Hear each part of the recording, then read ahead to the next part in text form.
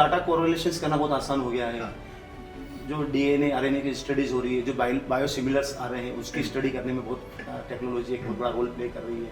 तो technology pharmaceutical industry वैसे भी बहुत ही ज़्यादा टेक्नोलॉजी ओरिएंटेड इंडस्ट्रीज है।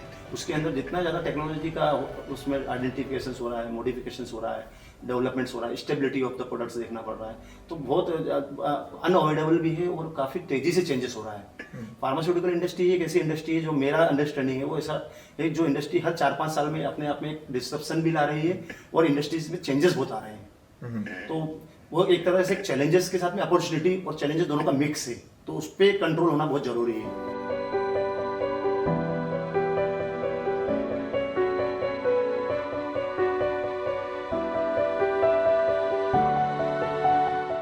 आज हमारे साथ हैं अजय सिंह दासुंदी सर, जो जेनिथ ड्रग्स लिमिटेड से हैं। So Ajay ji, I really want to congratulate you and I welcome you for at IMA। So before moving forward, I would love कि अगर आप आपका एक इंट्रोडक्शन दे, बेसिकली आपने क्या एजुकेशन रहा और कहाँ से कहाँ पहुँचे हैं आप। Thank you doctor Vishesh first of all and IMA।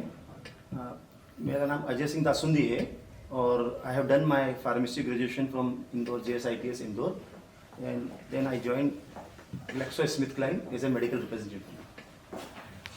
2 साल मैंने ग्लेक्सो में एज ए मेडिकल रिप्रेजेंटेटिव काम किया।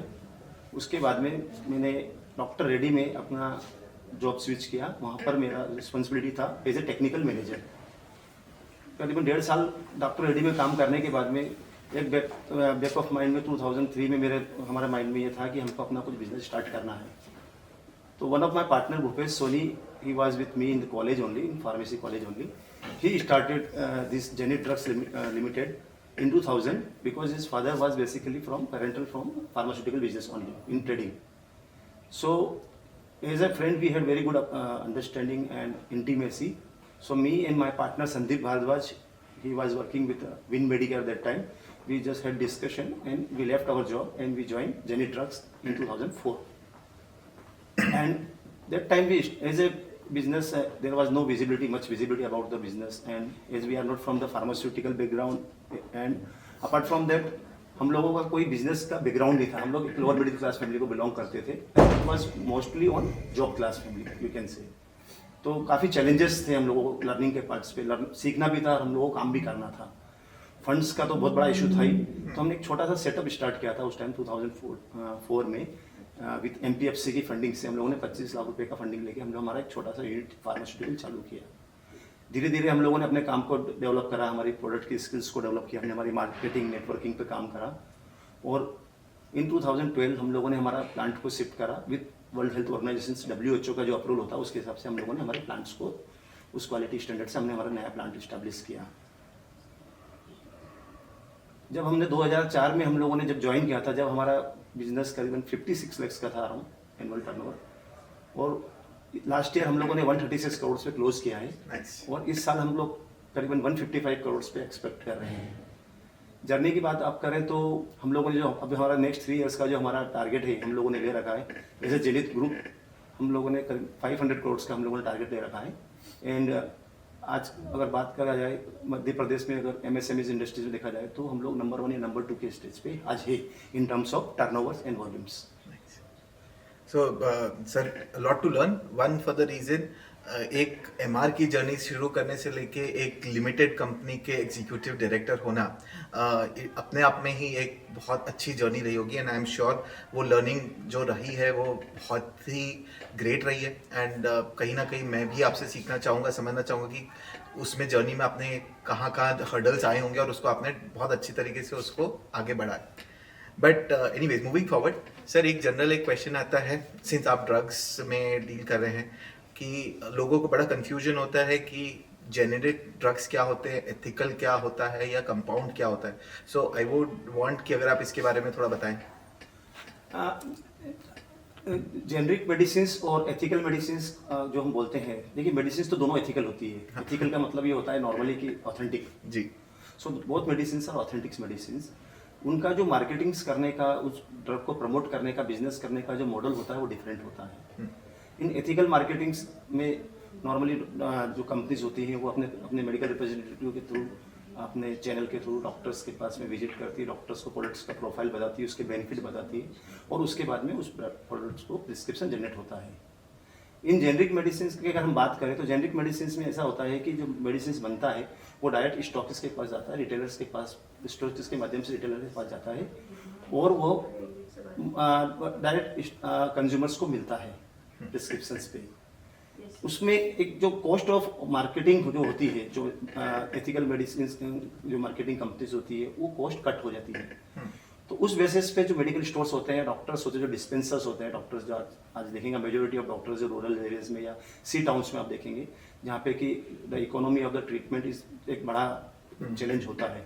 उस केसेस में वहाँ पर वो डॉक्टर्स या रिटेलर्स होते हैं, वो अपने कस्टमर्स को 20% से लेकर 50%, 60% तक का डिस्काउंट ऑफर कर देते हैं, बिकॉज उनके पास में एक बास्केट होती है, एक स्कोप होता है वो डिस्काउंट पास करने का। सो अल्टीमेटली पेशेंट्स को जो मेडिसिन सपोज 1000 रुपीज़ कॉस्ट की आना चाहिए पड़ता है उसको, जो एमआरपी के बेसिस पे वो उसको मेडिसिन 200 रुपीज़ 300 रुपीज़ में मिल जाती है। तो एक इकोनॉमी की मेडिसिन हो जाता है। सर ये I am sorry to cut you down, but इसमें क्वालिटी का फर्क पड़ता है क्या? कि आज वो 1000 रुपए की दवाई अगर 200-300 रुपए मिल रही है तो उसकी क्वालिटी डिफर करती है? देखिए, क्वालिटी ऑफ मेडिसिन तो कमिटमेंट जो भी मैन्युफैक्चरर है उसका, वो एथिकल के लिए बनाएगा या जेनरिक्स के लिए बनाएगा, वो उसका सेम होता है। सो ऐसा कोई क्वालिटी में कोई इश्यूज नहीं होता है, क्योंकि क्वालिटी ऑफ मेडिसिन वहाँ से आती है जहाँ पर ये प्रोडक्ट बनता है। सॉल्ट्स आप किससे खरीद रहे हैं, किस वेंडर से खरीद रहे हैं, आप किस प्रोसेस में बना रहे हैं, और आपका इंफ्रास्ट्रक्चर कितना अच्छा है उस मैन्युफैक्चरिंग कंपनी का, उस पर डिपेंड करता है। तो उसके लिए गवर्नमेंट ऑफ इंडिया ने आज की तारीख में जो नॉर्म्स बना रखे हैं वो कोई आइसोलेटेड नॉर्म्स नहीं है कि एथिकल मेडिसिन के लिए एक अलग प्लांट्स की फैसिलिटी होना चाहिए या जेनरिक्स की होनी चाहिए। और अगर क्वालिटी ऑफ मेडिसिन का अगर इंडिया में परसेप्शन ऐसा डेवलप हो गया है कि जहाँ पर कि ऐसा परस्यू किया जाता है नॉर्मली, जो धीरे धीरे अब कम हो रहा है। आप देखेंगे 11,000 आज की तारीख में 11,000 प्रधानमंत्री जन औषधि केंद्र बने हुए हैं, जहाँ पर मेडिसिन 80% कम कॉस्ट पे लोगों को मिलती है। पूरा वर्ल्ड आज की तारीख में इंडिया को फार्मेसी ऑफ द वर्ल्ड कहा जाता है आज की तारीख में। इसका मतलब पूरे भारत पूरे वर्ल्ड का एक ट्रस्ट डेवलप है, और वो जो मेडिसिन हमसे खरीद रहे हैं वो मेडिसिन जेनरिक ही खरीदते हैं। यूएस सबसे बड़ा बिगेस्ट बायर है आज की तारीख में अगर देखा जाए जेनरिक मेडिसिन का, और उसमें से करीबन 40% जो एक्सपोर्ट होता है या इंपोर्ट करता है, अमेरिका इंपोर्ट करता है, वो इंडिया से करता है। तो जब यूएस और यूरोपियन कंट्रीज जिनके इतने स्ट्रिंजेंट नॉर्म्स होते हैं, जब वो लोग इंडिया की जो प्रोड्यूस मेडिसिन, जेनरिक मेडिसिन होती है, उन पे उनका ट्रस्ट है, तो कहीं कहीं इंडिया।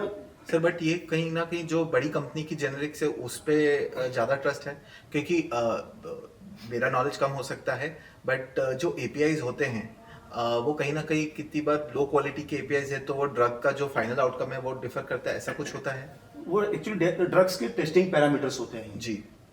कोई भी मेडिसिन अगर हम लोग सप्लाई करते हैं, हम इंस्टीट्यूट में करते हैं, सपोज हम डिफेंस में कर रहे हैं, हम लोग ESICs में कर रहे हैं, तो हमारे यहाँ पर जो टेस्टिंग पैरामीटर्स होने के बाद में गवर्नमेंट्स के स्ट्रिक्ट नॉर्म है कि NABL से उसकी टेस्टिंग होना चाहिए, हर बैच की टेस्टिंग होना चाहिए, और गवर्नमेंट अपने अप्रूव्ड लेबोरेटरी से उसको टेस्टिंग भी करती है। तो जो मेडिसिन का जो क्वालिटी मैंने आपको बताया वो टोटली डिपेंड करता है कि आप किस मैन्युफैक्चरर्स से वो मेडिसिन कौन बना रहा है, और जो गवर्नमेंट्स के नियम है उसमें कोई डिफरेंस नहीं है। अच्छा। तो आज की तारीख में लार्जली देखा जाए तो जेनरिक्स मेडिसिन में और एथिकल मेडिसिन में क्वालिटी के पार्ट का बहुत ज़्यादा कोई इशू नहीं होता है।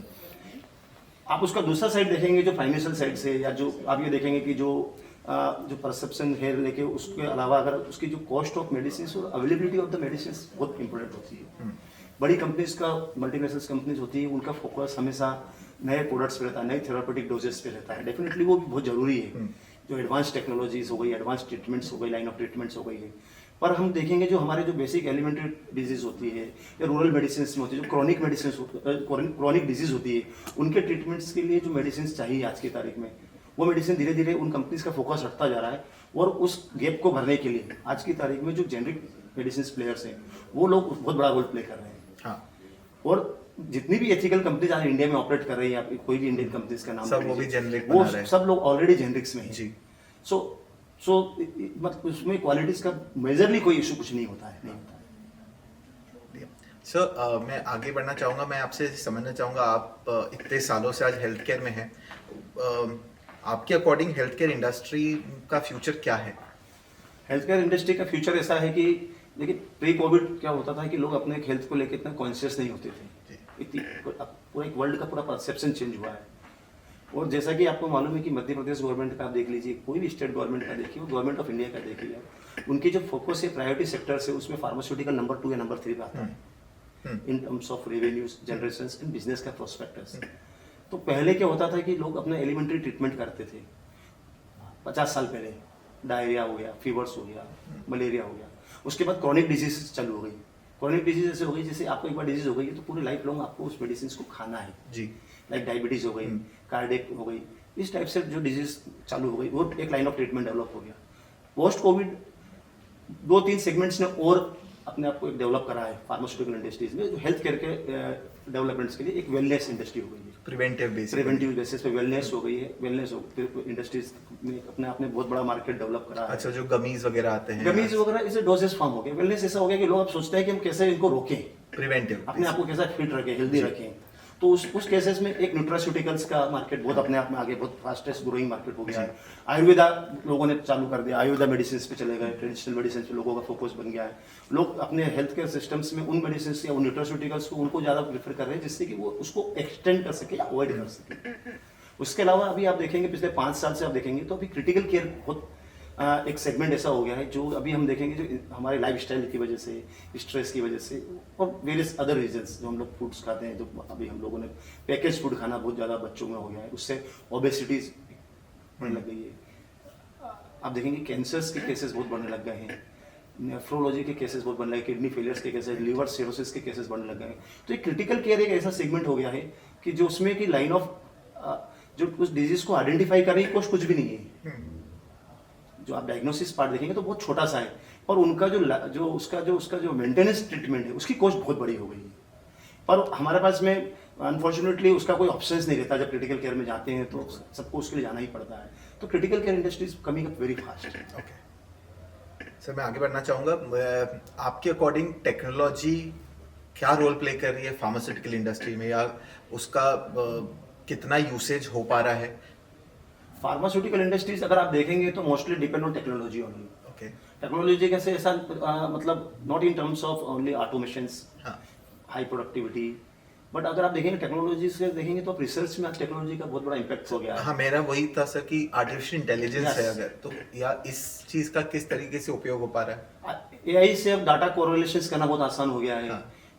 जो डीएनए आरएनए की स्टडीज हो रही है, जो बायोसिमिलर्स आ रहे हैं उसकी स्टडी करने में बहुत टेक्नोलॉजी एक बहुत बड़ा रोल प्ले कर रही है। तो टेक्नोलॉजी फार्मास्यूटिकल इंडस्ट्री वैसे भी बहुत ही ज़्यादा टेक्नोलॉजी ओरिएंटेड इंडस्ट्रीज है। उसके अंदर जितना ज़्यादा टेक्नोलॉजी का उसमें आइडेंटिफिकेशन हो रहा है, मॉडिफिकेशन हो रहा है, डेवलपमेंट्स हो रहा है, स्टेबिलिटी ऑफ द प्रोडक्ट्स देखना पड़ रहा है, तो बहुत अनअवॉइडेबल भी है और काफ़ी तेज़ी से चेंजेस हो रहा है। फार्मास्यूटिकल इंडस्ट्री एक ऐसी इंडस्ट्री है जो मेरा अंडरस्टैंडिंग है वो ऐसा है जो इंडस्ट्री हर 4-5 साल में अपने आप में एक डिस्ट्रप्शन भी ला रही है और इंडस्ट्रीज में चेंजेस बहुत आ रहे हैं। तो वो एक तरह से चैलेंजेस के साथ में अपॉर्चुनिटी और चैलेंजेस दोनों का मिक्स है, तो उस पर कंट्रोल होना बहुत जरूरी है। जी सर, एकदम एंड में आते हुए मैं आपसे पूछना चाहूँगा कि अगर हम जनरली हेल्थ टेक या हेल्थ केयर इंडस्ट्री की बात करें, हमने फार्मास्यूटिकल पे डिस्कशन किया, बट अकॉर्डिंग टू यू ऐसा कौन सा एरिया है हेल्थ केयर में जो गेम चेंजर हो जाएगा? टेक्नोलॉजी आज बहुत मेजर रोल प्ले कर रही है हर सेक्टर में, बट इसमें भी अगर मैं जनरल हेल्थ केयर की बात करूँ, सो आपके हिसाब से इसमें कौन सा फोर रनर रहेगा? मतलब हम 2030 एक टारगेट मानते हैं। हेल्थ केयर इंडस्ट्रीज में अगर गेम चेंजर्स रहेगा मेरे हिसाब से तो सब वो रहेगा डायग्नोसिस और एक्सेसिबिलिटी ऑफ द इंडिया का। आप देखेंगे तो आज भी 40% पॉपुलेशन रूरल्स में है, और उसके बाद में हम बात कर सकते हैं सी टाउन्स में, बी टाउन्स, सी टाउन्स में है। अगर वहाँ पर हाई एंड हॉस्पिटल्स आते हैं जहाँ पर या उनको एक्सेस हो जाती है डायग्नोसिस की, तो अर्ली ट्रीटमेंट्स उनको मिलेगा, तो उनका नुकसान कम होगा और उनका कॉस्ट ऑफ एक्सपेंस भी कम होगा। तो जो डिस्ट्रप्शंस मेरे को लगता है ऐसा हो सकता है कि अब आज की तारीख में कि जो हम लोग पहले लोगों को इलाज के लिए बॉम्बे जाना पड़ता था, चेन्नई जाना पड़ता था, अहमदाबाद जाना पड़ता था, या मध्य प्रदेश में देखा जाए तो छोटे छोटे डिस्ट्रिक्ट से, रतलाम से, खंडवा से लोग इंदौर आते थे।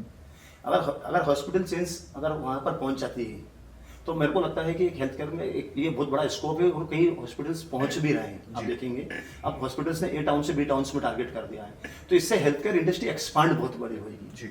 पेशेंट्स को बेनिफिट्स मिलेगा, अर्ली एक्सेस होगी, पर उसके साथ में इंडस्ट्रीज को भी इसका बहुत बड़ा बेनिफिट मिलेगा। सर बिल्कुल, हेल्थ केयर ऐसी इंडस्ट्री जहाँ पे रिसेशन कभी नहीं आ सकता। हमने कोविड में देखा ही कि हर इंडस्ट्री में रिसेशन था, बट हेल्थ केयर उस समय बूम कर रहा था और वो हमेशा बूम करते रहेगा, क्योंकि ऑडियंस जहाँ पे मिलेगी तो वो चीज़ होती रहेगी। So thank you so much Ajay ji, it was pleasure talking to you, and thank you so much आप IMA में आए एंड आज मुझे मौका दिया आपसे बात करने का। Same is here doctor, thank you. Pleasure.